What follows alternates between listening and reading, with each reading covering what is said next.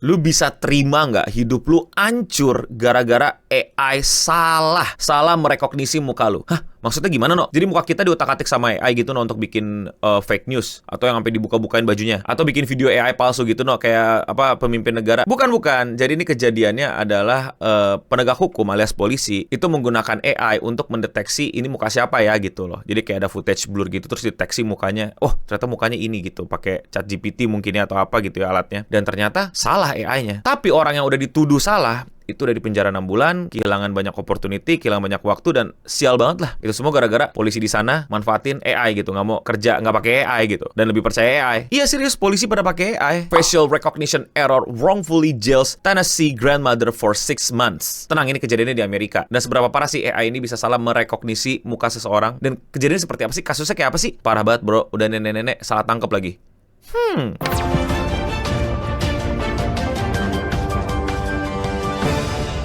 Jadi di Amerika, tepatnya di Tennessee, itu ada kasus lah yang intinya menjerat seseorang nenek-nenek ya bernama Angela Lips, gara-gara detektif di sana, investigator di sana itu manfaatin AI banget gitu, nggak mau benar-benar mencari lebih dalam lagi tentang kasus ini. The case began when investigators in Fargo review surveillance footage from several banks under investigation for fraud. To identify the suspect, police use facial recognition software, a technology that compares facial feature from image or videos against government databases such as driver's license records. According to investigators, the system produced a match with Angela Lips. Detectives then compared the surveillance image with Lips' driver license photos and believe the resemble was strong enough to pursue charges. Oke, jadi ceritanya itu di sebuah kota bernama Fargo itu terjadi sebuah kriminal. Tindakan kriminalnya adalah pencairan uang yang memalsukan identitas. Jadi fraud gitu lah. Seakan-akan, bang, saya si A, saya mau cairin duit saya $1.000 gitu. Padahal dia bukan si A. Dan kerekam nih muka orangnya nih, tapi ngeblur mungkin ya, dan CCTV kan ya kualitasnya kan nggak 4K HD gitu loh. Jadi digunain lah sama para investigator polisi di Amerika tersebut sebuah alat AI untuk nge-match gitu, nyari match dari database sama dari data yang masuk nih, data ngeblur ini, cari mana yang paling cocok gitu, atau yang mana yang paling reassemble. Yang paling reassemble adalah si Angela Lips. Dan karena udah mirip banget, langsung aja ditangkap dan dipenjaralah dia selama 6 bulan. After being taken in custody in Tennessee, Lips was jailed while North Dakota authorities sought to bring her to Fargo to face the charges. For months, she remained behind the bars while the legal process moved slowly. Eventually, she was transferred to North Dakota where she remained in custody while prosecutors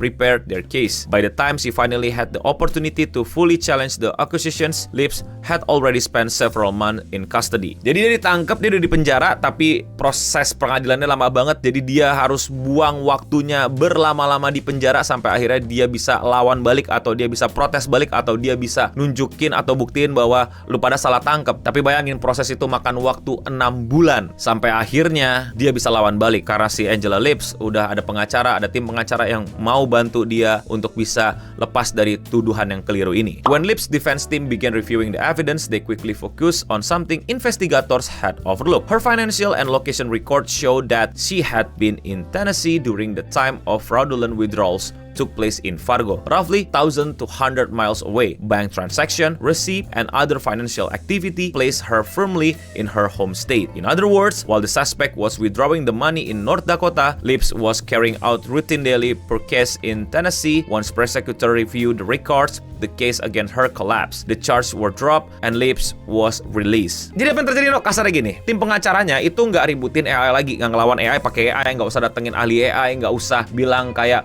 wah AI itu bisa lemah, AI itu bisa salah segala macam. Tim pengacaranya Angela Lips itu datang dengan bukti bahwa di tempat kejadian perkara dan di waktu kejadian perkara yang diduga tersangka alias Angela Lips berada di tempat yang berbeda. Kejadian perkara di Fargo, North Dakota, sedangkan Angela Lips itu ada di Tennessee yang jaraknya itu 18 jam naik mobil kalau nggak macet. Dan mereka bisa menunjukkan bukti bahwa si Angela Lips ada di Tennessee bukan di North Dakota dengan ada rekaman transaksi bank, dia belanja apa, ada saksi matanya dan lain-lain. Yang sederhananya bilang ya gimana ada dua orang yang bersamaan di tempat yang berbeda di waktu yang bersamaan, yang satu melakukan aktivitas belanja kayak biasa, yang satu lagi maling bang, bukan maling sih, nipu lah. Dan akhirnya ya pengadilan langsung bilang ya ini ngaco banget gitu loh, hanya karena lu percaya AI bukan berarti itu orangnya dong. Dan ya udah, case-nya dismiss, si Angela Lips dibebaskan. Tapi tahu nggak apa yang mesti dia tanggung dari salah tangkap ini? On December 19, Fargo police interview her for the first time at the Cass County Jail 5 days later on Christmas Eve. Prosecutors dismissed the case and Lips was released, but it left Lips stranded in Fargo in the middle of winter. I had my summer clothes on,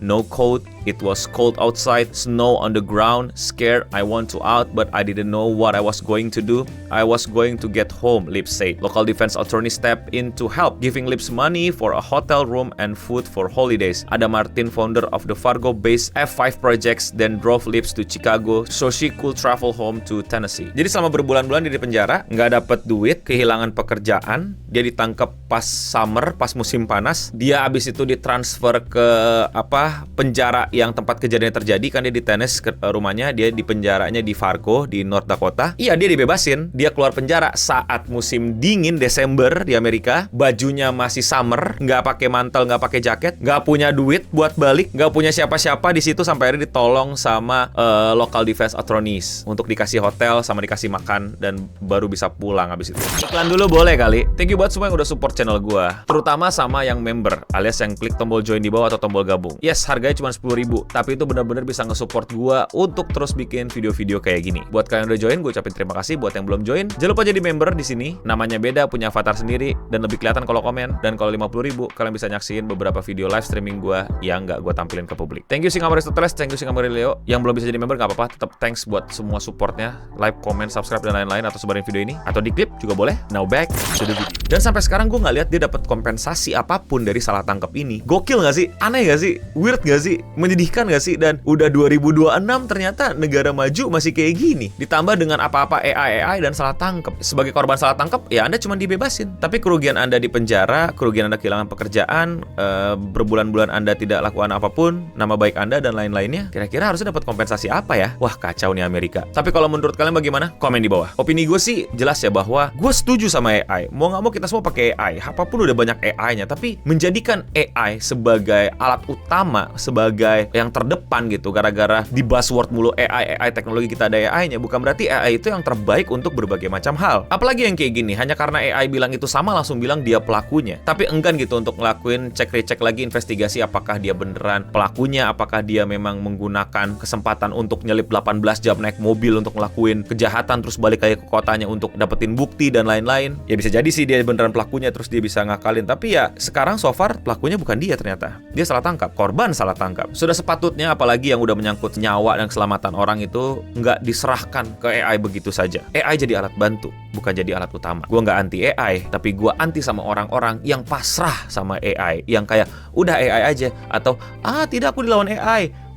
Yaudah nyantai. Tapi kalau menurut kalian, ada kritik, ada koreksi, ada saran, ada pengalaman serupa, atau pernah iseng-iseng gitu pakai AI dan nunjukin kayak AI juga masih banyak keliru, boleh juga di kolom komentar di bawah. Ya, semoga polisi Amerika bebenah dan ini bisa menjadi contoh kasus bahwa kalau mukanya dibilang mirip sama AI, cek lagi yang lain ya, jangan itu doang dijadiin alat bukti bahwa dia bersalah. Kalau kalian suka sama pembahasan kayak gini dan kalian mau support gue, lakuin yang simple, like atau subscribe. Komentar hari ini datang dari dimana gue ngebahas hampir tamatnya Chainsaw Man, datang dari Siu_Dayo. Power gue belum balik. Fujimoto. Gak bakal men, Fujimoto tuh paling demen nyiksa lu pada. Aneh kalau lu pada berharap. Mau komentar kalian dibacakan? Komen aja di bawah. Dan ya, sekian seputar internet untuk episode kali ini. Gue udah bening pamit undur diri, dan untuk kita semua, stay clean and sound.